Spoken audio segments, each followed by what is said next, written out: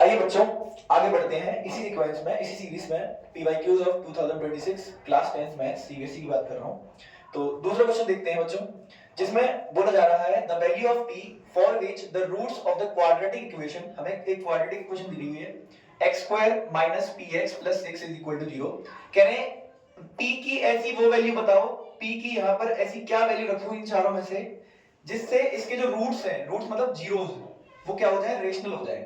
क्या हो जाए, रेशनल हो जाए। यकीन मानिए ज्यादातर बच्चे इस क्वेश्चन को गलत करके आए थे, उन्होंने पहला वाला ऑप्शन लगाया था 1, जो कि एकदम गलत आंसर है। ठीक है, आइए मैं आपको बताता हूं कि इसको इस क्वेश्चन को सही तरीके से कैसे करना है, क्या अप्रोच है इस क्वेश्चन को सही तरीके से करने की। ठीक है, आइए सबसे पहले कभी भी आपको किसी क्वाड्रेटिक के रूट्स अगर रेशनल बताने हो तो आप क्या कर दीजिए, आपका जो d है उसको निकालिए और उस d को चेक करिए, वो d आपका परफेक्ट स्क्वायर होना चाहिए। क्या होना चाहिए, d आपका परफेक्ट स्क्वायर होना चाहिए। क्या होना चाहिए, परफेक्ट स्क्वायर। अगर आपके रूट्स एक क्वाड्रेटिक के रियल होंगे, सॉरी रेशनल होंगे, तो उसका जो d होगा, d मतलब डिस्क्रिमिनेंट मतलब b² - का 4ac, ये परफेक्ट स्क्वायर होना चाहिए।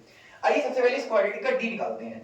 d क्या होता है बच्चों, b² - का 4ac, b² - का 4ac। b मतलब यहां पर b की वैल्यू अगर देखूं तो माइनस का p है, क्या है, माइनस का b इसका स्क्वायर माइनस का 4 * a मतलब x² का coefficient that is 1 and c मतलब 6 दैट इज कांस्टेंट टर्म। तो ये क्या आ गया बच्चों, देखिएगा p² - 6 4 24, दिस इज p² - 24। ये क्या आ गया बच्चों, d की वैल्यू हमारी क्या आ गई, p² - 24। अब हमें क्या चाहिए, अगर मुझे d क्या मिल जाएगा, परफेक्ट स्क्वायर मिल जाएगा। मुझे जिस कंडीशन में d एक परफेक्ट स्क्वायर दिख गया, उस कंडीशन में बोल दूंगा कि इसके रूट्स जो है वो रेशनल होंगे। क्या होंगे, रेशनल। तो मैं इनमें से p की वैल्यूज पुट करके दे दूंगा यहां पर। तो मैं पहले p पुट करता हूं p को 1। इस इक्वेशन में p को 1 पुट करो। तो p की वैल्यू 1 पुट करोगे तो 1 का स्क्वायर माइनस 24, ये आ जाएगा। 1 का स्क्वायर 1 माइनस 24 इज माइनस का 23। और बेटा चेक कर लीजिए, d आपका माइनस 23 आ रहा है जब आप p की वैल्यू 1 रख रहे हो, जो कि एब्सोल्युटली एक परफेक्ट स्क्वायर नहीं होता है। तो ये आपका आंसर नहीं था। ये आपने ऑप्शन नंबर ए को चेक कर लिया। अब आइए ऑप्शन नंबर बी को चेक करते हैं। p की वैल्यू को रखना होगा -5, रखते हैं जरा। p की वैल्यू को अगर मैं -5 रखूंगा तो -5 का स्क्वायर दैट इज 25 - 24, और देख लीजिए ये आ गया 1। बेटा 1 एक परफेक्ट स्क्वायर नंबर होता है, ये आपको पता होना चाहिए। 1 को आप लिख सकते हैं 1 का स्क्वायर, 1 को आप लिख सकते हो 1 का स्क्वायर, तो ये परफेक्ट स्क्वायर होता है। तो आपका बी वाला ऑप्शन यानी कि -5 ठीक था। सर हमें बाकी सारे ऑप्शन भी चेक करके दिखा दीजिए एक बार। तो मैंने कहा आगे दिखा देता हूं। जैसे कि अगर आप मान लो p की जगह पर 24 रखते हैं तो यहां पर आता 625, p का स्क्वायर यानी 625, 25 का स्क्वायर 625 -24, तो ये कितना आया था आपके पास, 601 आ जाता। कितना आ जाता, 601। क्या 601 किसी नंबर का स्क्वायर होता है, नहीं होता। तो ये परफेक्ट स्क्वायर नहीं था, इसलिए इसका आंसर ये भी नहीं हो सकता था।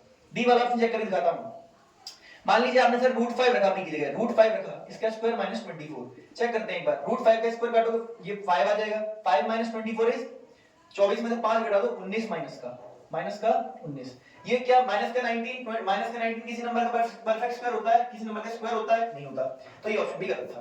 आपका सिर्फ और सिर्फ बी ऑप्शन सही था। मतलब अगर आपको इस क्वेश्चन में सीखने को क्या मिला, इस क्वेश्चन में आपको सीखने को मिला कि जब भी आपको किसी भी क्वाड्रेटिक के रूट्स को रेशनल बताना हो तो उसका d हमेशा क्या होना चाहिए, परफेक्ट स्क्वायर होना चाहिए। Please remember this question. I hope आपको ये क्वेश्चन अच्छा लगा होगा। मिलते हैं नेक्स्ट वीडियो के अंदर। राधे राधे।